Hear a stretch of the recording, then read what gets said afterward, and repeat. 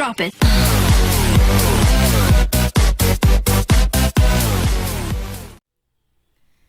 Bismillah, Assalamualaikum warahmatullahi wabarakatuh. Halo teman-teman semuanya. Perkenalkan, nama saya Zahra Marani Aulia dengan NIM S1S1 21098 dari Universitas Halu Oleo. Pada video kali ini saya akan menginformasikan atau membagi ilmu mengenai probability. Nah, adapun poin yang akan saya paparkan yaitu yang pertama, what is probability? Apa sih probabilitas itu? Yang kedua ada 4 basic rules atau 4 aturan dasar. Yang ketiga ada conditional probability atau probabilitas bersyarat. Yang keempat ada Bayes rule atau aturan Bayes. Yang kelima ada Bayesian analysis atau analisis Bayesian. Yang keenam ada examples and case studies, yaitu false positif atau contoh dan studi kasus positif palsu. Yang ketujuh ada case study, yaitu Warner Randomized Response Models atau studi kasus, yaitu Models Response Acak Warner. Nah, langsung saja kita ke poin yang pertama. What is probability? Nah, apa sih itu probabilitas? Dalam modul yang diambil dari Coursera ini, kita akan membahas aturan dasar probabilitas yang akan kita perlukan untuk metodologi statistik kita nantinya. Nah, ternyata hanya ada beberapa aturan yang esensial. Bahkan masalah probabilitas yang cukup sulit dapat diselesaikan dengan menerapkan beberapa aturan ini yang di tempat yang tepat. Nah, mereka juga akan melihat beberapa study cases yang menunjukkan bagaimana aturan sederhana yang dapat digunakan dengan cara mengejutkan. Misalnya, untuk membuat filter spam untuk email.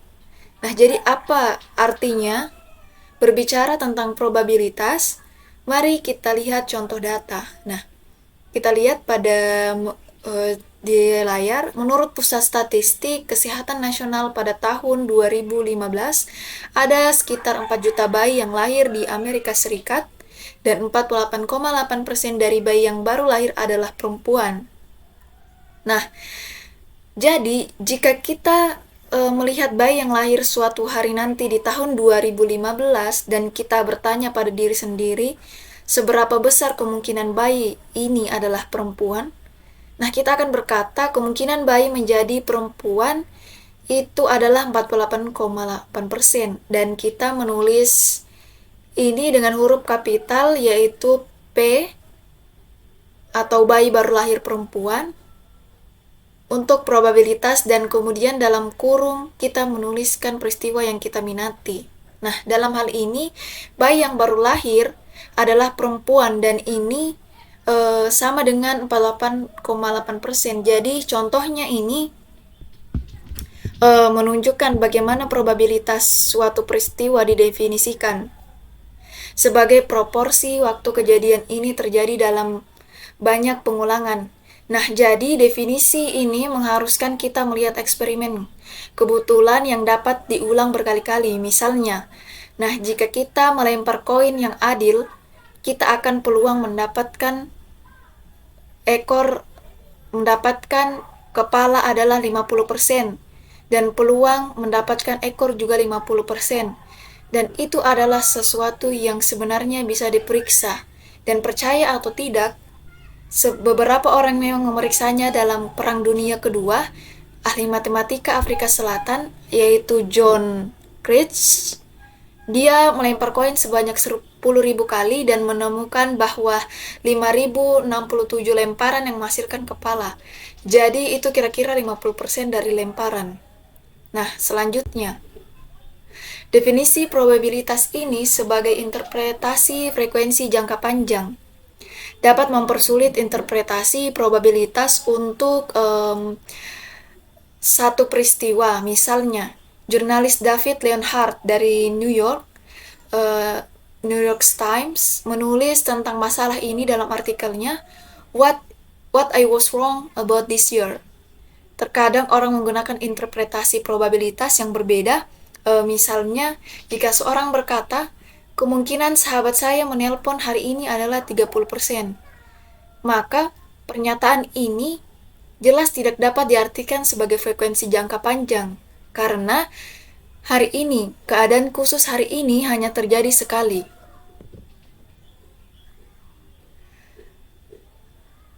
Jadi yang dimaksud orang ini hanyalah 30% perasaan subjektif bahwa peristiwa ini akan terjadi, jadi ini disebut probabilitas subjektif. Itu tidak didasarkan pada eksperimen dan orang yang berbeda dapat menetapkan probabilitas yang berbeda untuk peristiwa yang sama. Selanjutnya kita ke poin yang kedua, yaitu 4 basic rules. And next, ada 4 aturan dasar di probabilitas. Nah, probabilitas selalu antara 0 dan 1. Kunci untuk menghitung probabilitas adalah menerapkan beberapa aturan berulang kali. Kita sudah melihat bahwa kemungkinan bayi yang baru lahir adalah perempuan.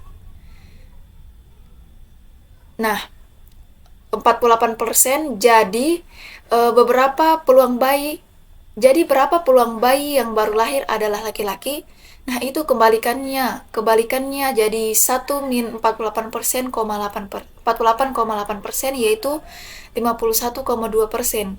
Dan itu sudah aturan pertama kami, atau aturan pertama mereka, yang untuk menuliskan aturan akan lebih mudah untuk menyingkat kejadian seperti bayi baru lahir adalah anak perempuan dengan huruf kapital seperti A. Jadi aturan pertama kita yang disebut aturan komplemen menyatakan bahwa peluang A tidak terjadi adalah 1 dikurangi peluang dari A.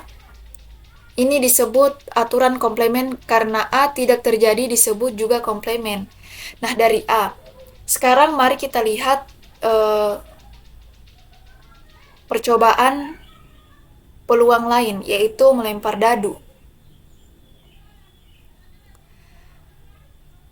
Yang sebuah dadu memiliki 6 sisi dan masing-masing memiliki kemungkinan yang sama.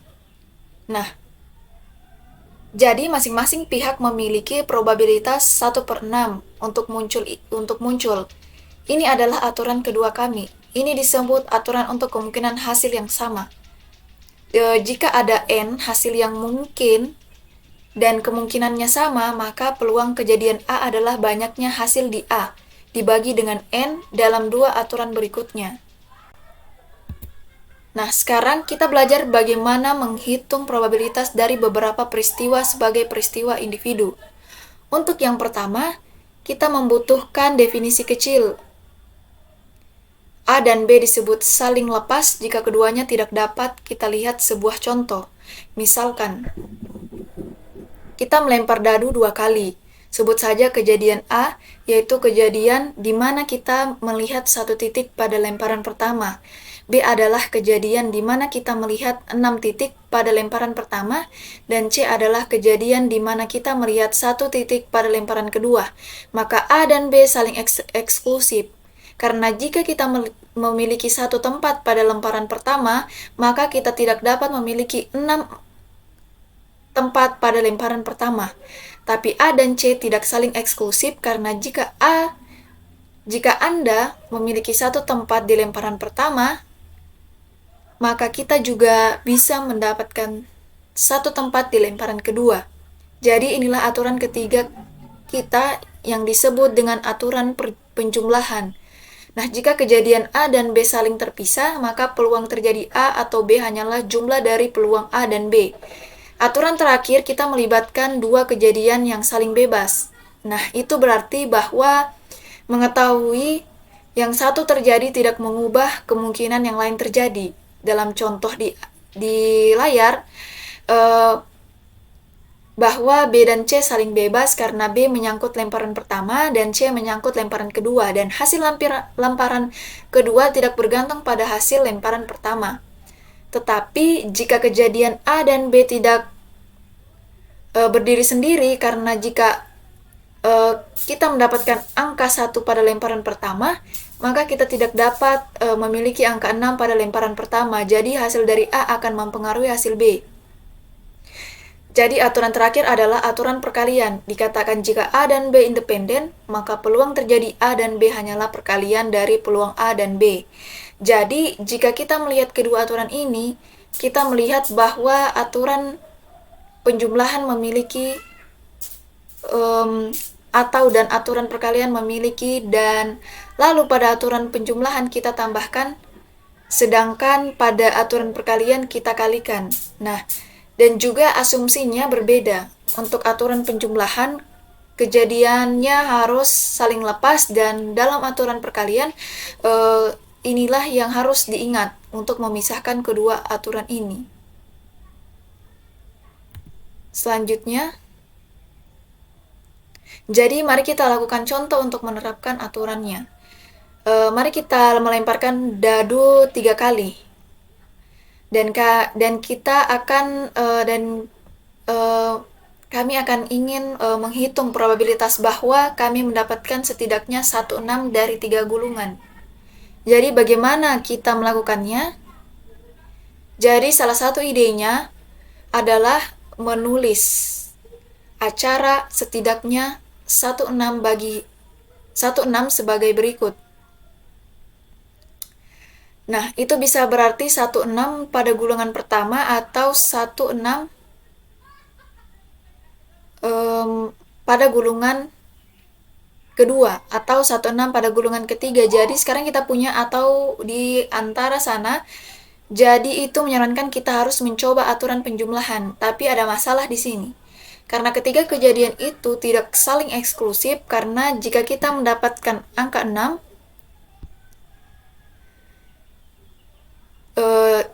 maka pada gulungan ketiga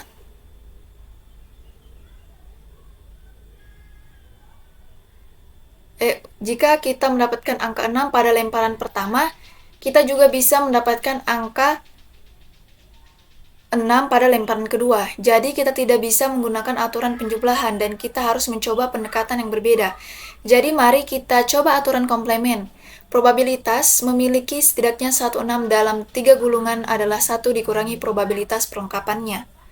Yang tidak ada 6 dalam 3 gulungan. Jadi mengapa di sini saya melakukan ini? Tidak ada 6 dalam 3 gulungan berarti tidak ada 6 pada gulungan pertama dan tidak ada 6 pada gulungan kedua. Dan tidak ada 6 pada gulungan ketiga. Jadi sekarang kita melihat ada dan di antara acara, dan itulah yang dibutuhkan karena tahu ketiga gulungan itu independen, jadi ingin menggunakan aturan perkalian. Dan untuk aturan perkalian kita harus menggunakan adds. Jadi dengan menggunakan aturan pelengkap terlebih dahulu, lalu menempatkan semuanya pada posisi di mana dapat menggunakan aturan perkalian. Jadi cukup mengalihkan peristiwa itu dan kemudian bisa memasukkannya. Karena kemungkinan tidak ada 6 pada lemparan pertama hanyalah 5, 6, dan omong-omong itu adalah penerapan lain dari aturan pelengkap, jadi dapat 1 dikurangi 5, 6, dikali 5, dikali 5, 6, dikali 5, 6, dan jika kita masukkannya ke dalam kalkulator, kita akan melihat ini adalah 41,4%. Selanjutnya kita ke materi yang ketiga, yaitu conditional probability.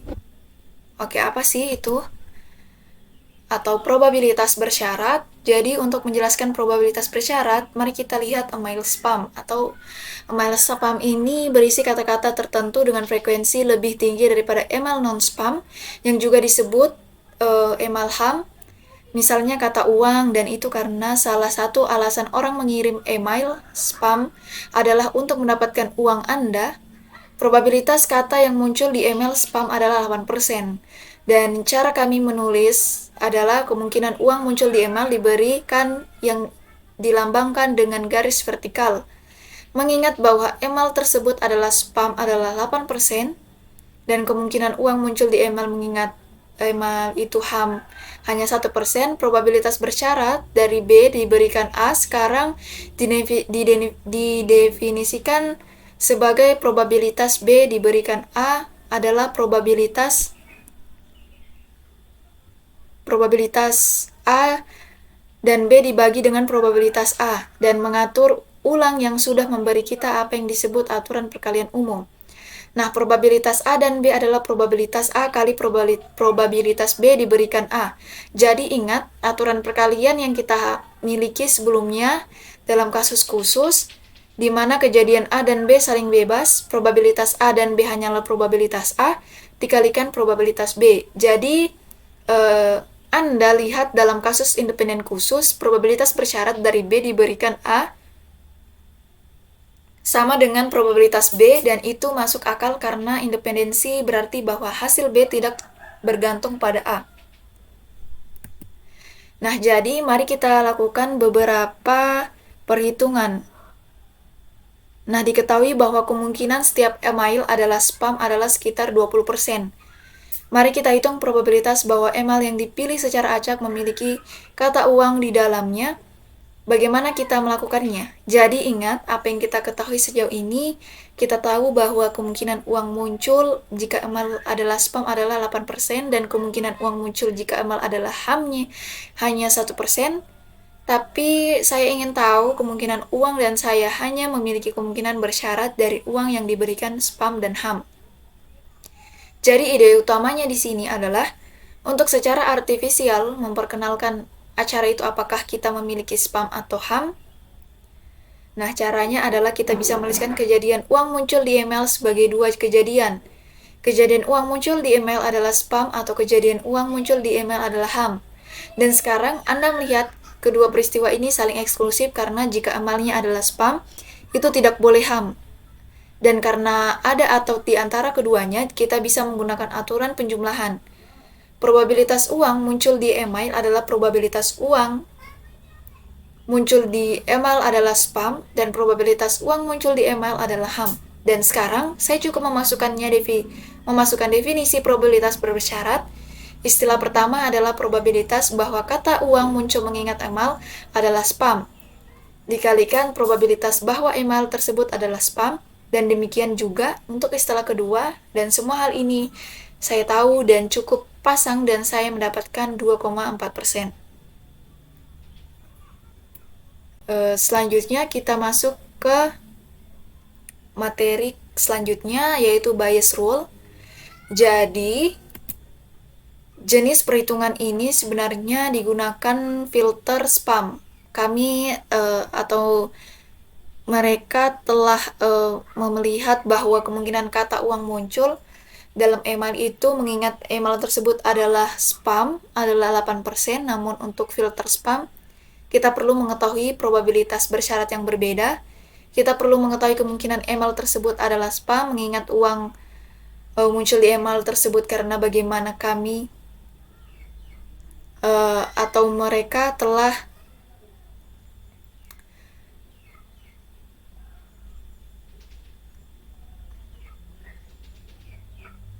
mengingat uang muncul di email tersebut karena bagaimanapun mereka telah mengklarifikasi email sebagai spam. Jika menurut mereka kemungkinan besar itu adalah spam, jadi kita membutuhkan probabilitas bersyarat itu. Bukan yang pertama, rumus probabilitas bersyarat mengatakan bahwa probabilitas B diberikan A adalah probabilitas A, dan B dibagi dengan probabilitas A, tapi A dan B sama dengan B dan A. Jadi, saya cukup mengganti peran A dan B di pembilangnya dan menulis probabilitas B dan A, lalu saya bisa menggunakan rumus yang sama untuk probabilitas bersyarat dan dengan peran A dan B terbalik.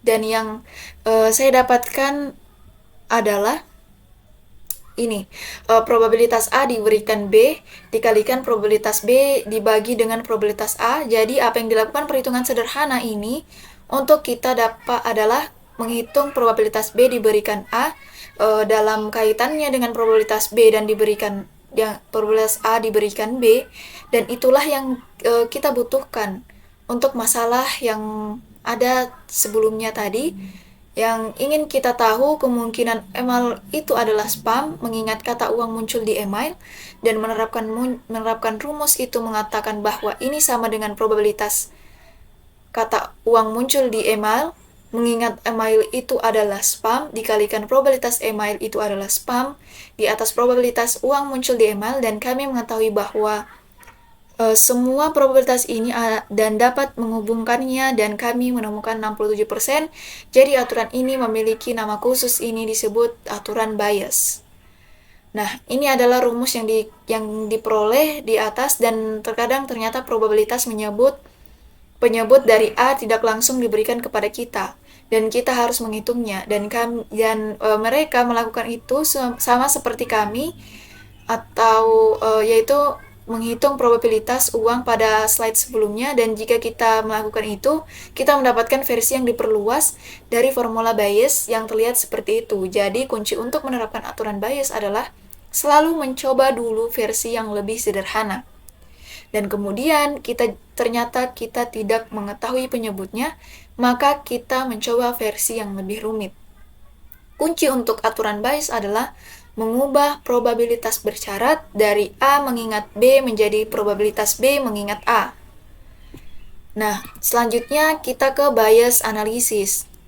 Contoh sebelumnya di mana kita atau mereka telah menghitung probabilitas untuk mengklasifikasikan email sebagai spam adalah contoh sederhana dari apa yang disebut analisis Bayesian. Idenya adalah sebagai berikut.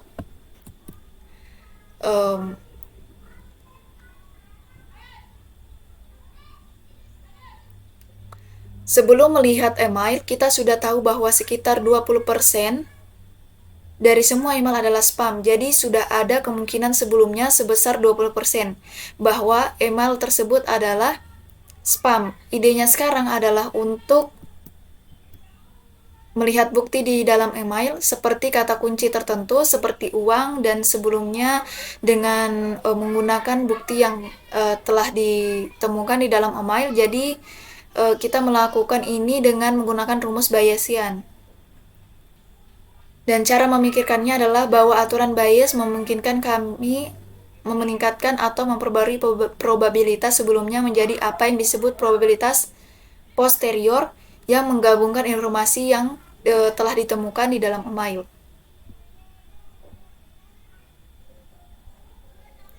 Selanjutnya ada contoh kasusnya. Nah, di mana contoh lain di mana kita akan menggunakan aturan Bayes, misalkan 1% populasi memiliki penyakit tertentu dan ada tes yang menguji keberadaan penyakit tersebut. Jika orang yang terinfeksi di tes, maka ada kemungkinan 95% bahwa tes tersebut positif. Tetapi jika orang tersebut tidak terinfeksi, masih ada kemungkinan 2% bahwa tes tersebut memberikan hasil positif yang salah. Itu disebut false positive. Karena hasilnya positif, padahal sebenarnya orang tersebut tidak terinfeksi, mengingat seseorang dites positif, seberapa besar kemungkinan dia mengidap penyakit itu. Jadi mari kita lihat probabilitas apa yang kita miliki. Pertama, ada 1% yang mengacu pada kemungkinan seseorang terkena penyakit tersebut. Jadi kita dapat menuliskannya sebagai probabilitas bahwa penyakit itu adalah 1%. Maka kita memiliki peluang 95% bahwa tes tersebut positif. Jika orang tersebut terinfeksi, itu adalah kondisi probabilitas. Probabilitas tes positif mengingat penyakit itu ada. Akhirnya ada 2% itu mengacu pada kemungkinan hasil positif mengingat penyakit itu tidak ada. Apa yang ingin kita ketahui? Nah, kami ingin mengetahui kemungkinan adanya penyakit jika tesnya positif. Jadi sekarang Anda lihat kami sedang mencari probabilitas bersyarat ketika yang kami miliki adalah probabilitas bersyarat dengan peran hasil positif dan penyakit dibalik. Jadi itu segera memberitahu Anda bahwa Anda ingin menggunakan aturan Bayes, karena aturan Bayes memungkinkan Anda membalik kedua hal ini. Saat Anda mencolokkan, inilah yang Anda dapatkan. Jadi mari kita lihat apakah kita bisa langsung mendapatkan jawaban dari sana. Kita tahu probabilitas dari tes positif mengingat penyakit itu ada, dan kita tahu kemungkinan penyakit itu ada, tetapi kita tidak tahu probabilitas tes positif. Jadi ini adalah kasus di mana kami juga ingin menggunakan versi aturan Bayes yang diperluas. Sekarang kita cukup menyambungkan semua yang tertulis di sana. Kita tahu sebagai contoh kemungkinan tidak terkena penyakit adalah 99% menurut aturan komplement. Jika Anda pasang, yang Anda dapatkan adalah 32,4%. Ini sangat rendah, bagaimanapun ada tes positif. Tes tersebut tampaknya cukup baik, 95% saat penyakit hadir. Tes menemukannya, dan hanya 2% saat penyakit tidak ada, tes akan memberikan hasil yang salah. Jadi, mengapa hanya ada 32% kemungkinan penyakit itu ada jika kita memiliki tes positif? Pasalnya, sebagian besar penduduk tidak mengidap penyakit tersebut, hanya 1% populasi yang mengidap penyakit ini. Dan tes menemukan sebagian besar dari mereka. Tetapi ada juga kemungkinan 2% untuk menemukan penyakit tersebut pada orang yang tidak terinfeksi, dan karena ada begitu banyak orang yang tidak terinfeksi, jumlahnya cukup besar, dan itulah mengapa hanya ada 32% kemungkinan penyakit itu ada di antara mereka yang dinyatakan positif. Nah, jadi itulah tadi. Selanjutnya kita ke studi kasus yang selanjutnya. Jadi inilah pernyataan survei yang cukup menjebak. Beberapa presentasi siswa yang menyontek selama ujian di perguruan tinggi. Masalahnya di sini adalah Anda tidak bisa begitu saja bertanya kepada siswa apakah mereka telah menyontek. Siswa mungkin selalu malu untuk menjawab dengan jujur. Jadi apa yang bisa kita lakukan? Ini sedang ditangani dengan apa yang disebut pengacakan. Cara kerjanya sebagai berikut. Melakukan survei yang pertama menginstruksikan siswa untuk melempar koin 2 kali. Jika siswa mendapat ekor pada lemparan pertama, maka siswa harus menjawab pertanyaan 1. Jika tidak harus menjawab pertanyaan, yang kedua berikut adalah 2 pertanyaan. Pertanyaan pertama mengatakan, apakah Anda pernah menyontek saat ujian di perguruan tinggi? Pertanyaan kedua adalah, apakah Anda mendapat ekor pada lemparan kedua? Jadi mengapa kita melakukan ini? Jawaban yang akan kita dapatkan sebagian acak. Jawaban yang bisa karena siswa menjawab pertanyaan 1 dan menyontek saat ujian. Atau bisa juga karena siswa menjawab pertanyaan 2 untuk mendapatkan ekor pada lemparan kedua. Jadi jawabannya ya tidak benar-benar memberitahu kita apa-apa. Dan itu harus membuat siswa nyaman untuk menjawab dengan jujur. Nah, jadi jika jawaban yang tidak memberitahu apa-apa itu, lalu mengapa itu berhasil? Jadi inilah titik kuncinya. Kami tidak dapat benar-benar mengatakan apa arti ya individu, tetapi dengan melihat semua jawaban secara kolektif, kami sebenarnya dapat memperkirakan proporsi penipu. Begini cara kerjanya. Jawaban yang bisa berasal dari pernyataan 1 atau pernyataan 2. Jadi kita bisa membagi kejadian ya menjadi 2 bagian. Ini adalah alasan yang sama yang telah kita gunakan sebelumnya dengan filter spam. Jadi probabilitas jawabannya ya bisa menjadi probabilitas jawaban ya. Dan pernyataan 1 terjawab, ditambah probabilitas jawaban ya, dan pernyataan 2 terjawab. Dan sekarang saya cukup memasukkan rumus untuk probabilitas bersyarat, dan saya mendapatkan ini. Yang kami minati adalah probabilitas ini. Jawaban ya untuk pernyataan 1, yaitu pertanyaan tentang menyontek. Jadi yang kita lakukan adalah kita memecahkan probabilitas ini dan kita mendapatkan ekspresi ini. Jadi mari kita lihat, kita tahu probabilitas pertanyaan 2 yang ditanyakan itu hanya setengah karena tergantung pada lemparan koin pertama. Kemungkinan pertanyaan 1 ditanyakan juga setengah. Dan kemungkinan jawaban ya diberikan pertanyaan 2 ditanyakan. Itu juga setengah karena pertanyaan 2 hanya menanyakan apakah Anda mendapatkan ekor pada lemparan kedua. Jadi satu-satunya hal yang tidak kita ketahui adalah probabilitas jawabannya adalah ya. Tapi ini bisa kita perkirakan dari data. Dalam satu survei 27 siswa menjawab ya dan 30 menjawab tidak. Jadi kita bisa memperkirakan probabilitas jawaban yang ya sebagai 27/57 yaitu 47%. Sekarang kita pasang dan kita temukan bahwa kemungkinan jawaban ya jika pertanyaan 1 dijawab adalah 44%. Jadi kita dapat memperkirakan bahwa sekitar 44% dari semua siswa pernah menyontek saat ujian di perguruan tinggi. Jadi itulah tadi beberapa pemaparan dari apa sih itu probabilitas. Eh, Kurang dan lebihnya mohon dimaafkan. Akhir kata, wassalamualaikum warahmatullahi wabarakatuh.